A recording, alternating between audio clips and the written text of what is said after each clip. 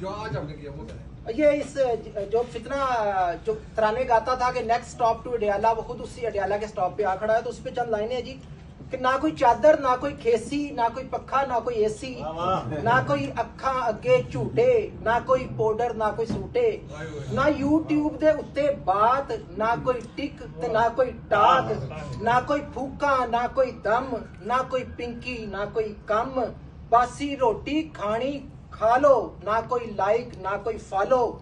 ना फेसबुक ते रोले मेरे, ना मुराद सईद भी कोले मेरे, ना कोई बच्चिया मेरे नाल, ना कोई भड़का, ना कोई गाल, अपने नाल ही लड़ बैठा, सोची पिया मैं की कर बैठा, ना मैं घड़ियां चोरी करदा, ना मैं एवें अंदर तड़दा, फरोनी बोली बोलदा ना मैं, पग रावां च रोलदा ना मैं, मेरे नाल भी होंदे संगी, जे मैं कीती होंदी चंगी, अपने नाल ही लड़ बैठा, सोची पिया मैं की कर बैठा, ना मैं घड़ियां चोरी करदा, ना मैं एवें अंदर तड़दा।